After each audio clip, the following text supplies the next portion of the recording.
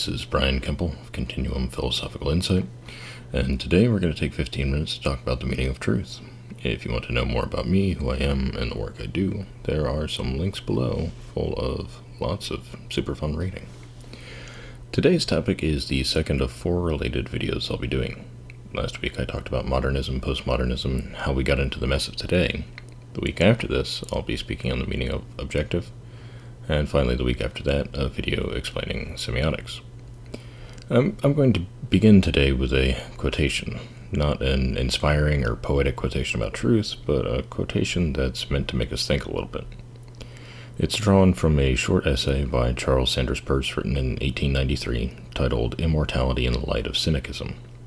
Now, if you've explored my website, you may have noticed that my blog is called The Cynicist, because, like Peirce, I believe there is an essential continuity between all existence in the universe. We'll get to why this is important by the end of the presentation, and someday I might do a video on cynicism.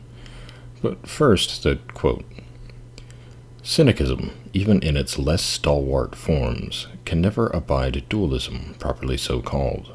It does not wish to exterminate the conception of two-ness, nor can any of these philosophic cranks who preach crusades against this or that fundamental conception find the slightest comfort in this doctrine.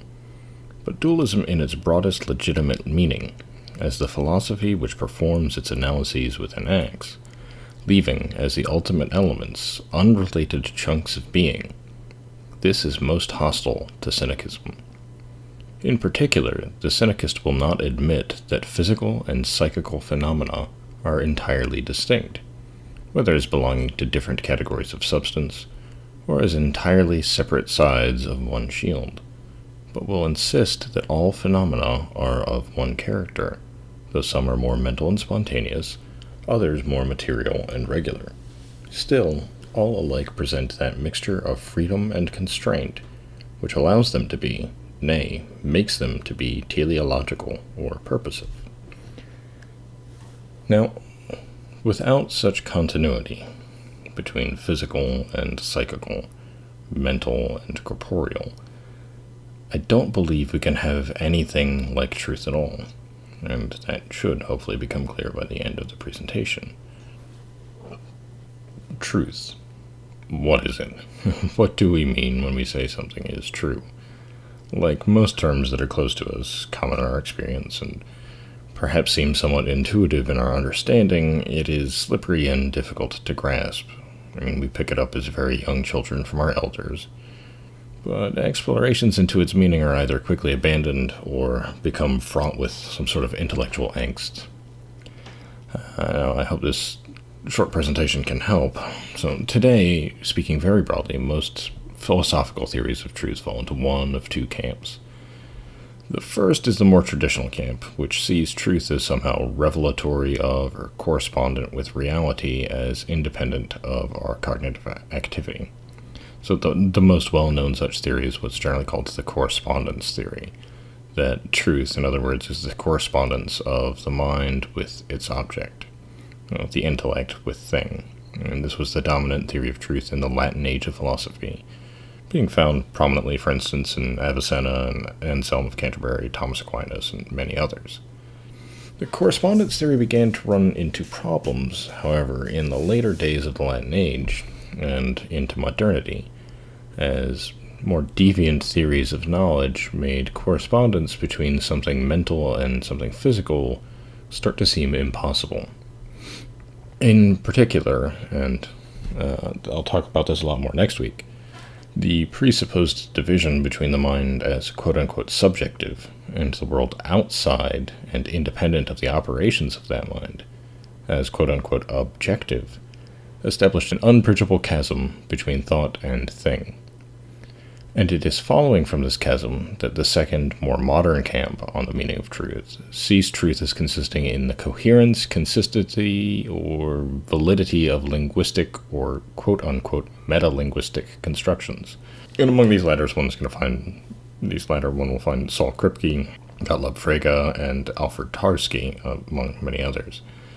Now, it's not to say that these thinkers all hold essentially identical positions, or that they can be reduced to a single position.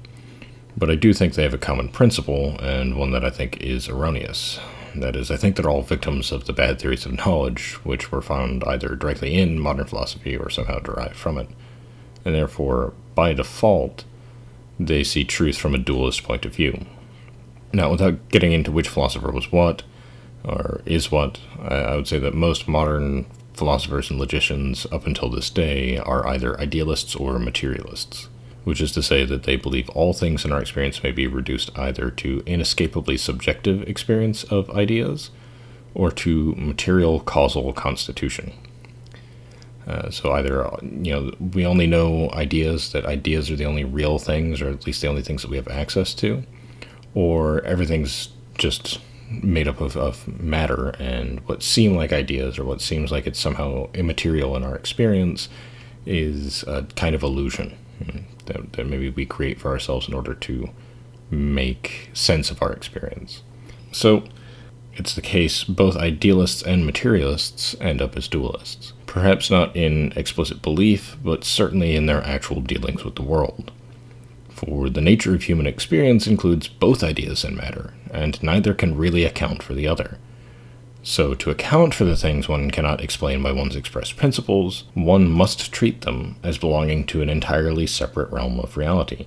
Even if that realm is expressly called an illusion, practically one ends up treating it as though there are two different, distinct, separate, unrelated realms. So undoubtedly, what we mean by truth is something mental, something which pertains to the mind, which pertains to thought. But if thought is divorced from the cognition-independent world, and arrives there only through roundabout considerations, or some sort of representationalism, by some sort of causally unjustified leap from the mental to the physical, well then, really, what worth is there in truth at all? Not to be too poetic, but quid est veritas. So this question, what is truth, not as asked by Pontius Pilate, but asked simpliciter, attracted the 20th century phenomenologist Martin Heidegger, who recognized, incidentally, in his 1947 letter on humanism, that the divide between cognitive subjectivity and extramental, factual, quote-unquote, objectivity was a misleading presupposition, more fitting to grammar than to thinking, and which ought to be overcome if we are to have truth in our lives. But even earlier than this, in his 1930 essay on the essence of truth, he approached the question of the correspondence theory. And I think this essay has often been misread as Heidegger claiming that the correspondence theory is incorrect.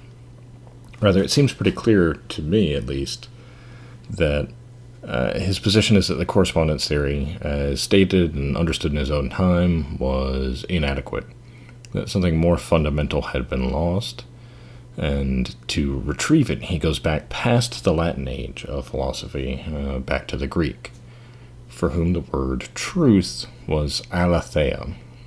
Now, the root of this word, lethe, can be translated as forgetting, and there's a vivid image of this found in Dante's Purgatorio, namely that when the souls are ascending from purgatory into heaven, they must first cross the river Lethe, which makes them forget the guilt of their sins, and then that river then pours into hell and forms the frozen lake in which Satan and all who are sinners are frozen. But Heidegger, ever the creative translator, preferred to think of lethe as concealing. So in the word aletheia, notably, it begins with a privative a privative prefix, and privative prefixes are those that negate whatever follows, as I am in immortal means unmortal, not mortal. Thus, aletheia is translated as unconcealing or unconcealment, or if you prefer, you could also think of it as a disclosure or a revelation. So truth, as Heidegger understood it, is not simply a matter of making the mind correspond to a thing, but of unveiling that thing itself. Only by first letting the thing be what it is in itself, he said, and not by imposing on it the categories with which we're comfortable, or which make it easier to understand, or make it fit our plans. Only by letting it be can our minds truly correspond with the object known?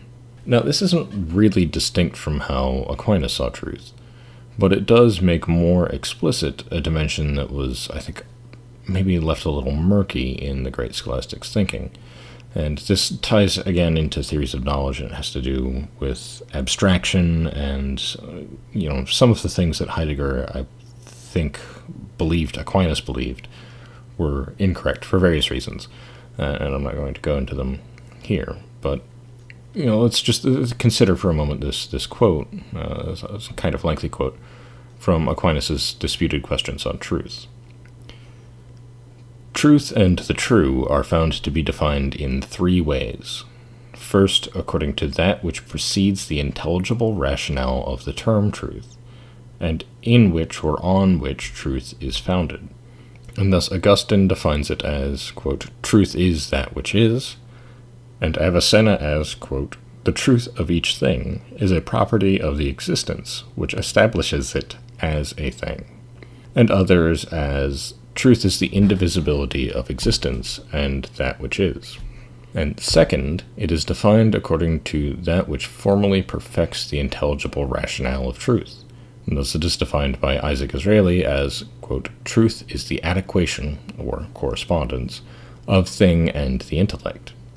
And Anselm as, quote, truth is a rectitude perceptible only by the mind. This rectitude is that which is said according to a certain adequation, according to what the philosopher, that is Aristotle, says, that in defining truth, we say to be that which it is, and not to be that which it is not.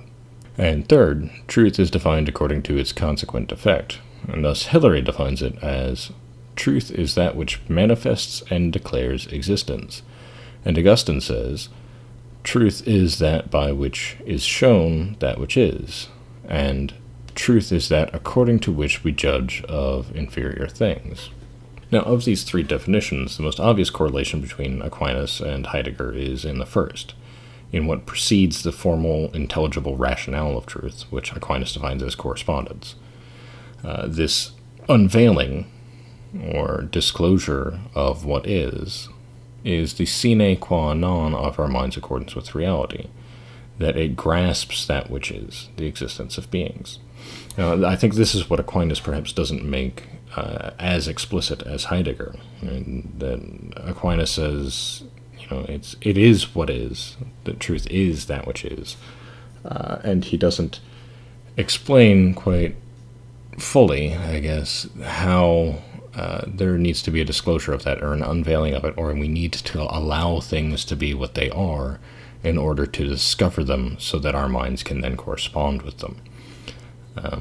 Now, naturally, this still leaves us with a very big difficulty in terms of understanding truth, namely that the how of our grasping what things are remains unexplained. And I think to get at that how, that is, to how it is we may disclose to ourselves or for ourselves what beings are, so that our minds may in some way correspond to those beings, well, it's going to take the next two videos. There's a lot to be said about how our current conception of objectivity impedes our ability to understand the truth of beings, and at the same time, how the mind relies upon signs is an essential part of how it gets to understanding being, how it gets to attaining truth, which is what we'll get at with semiotics. So, as always, thank you for your time, your attention, your subscriptions, and your patience as we try to work through these issues. Feel free to leave polite and thoughtful comments here or elsewhere, and I will try to address them if I happen to come across some free time to do so.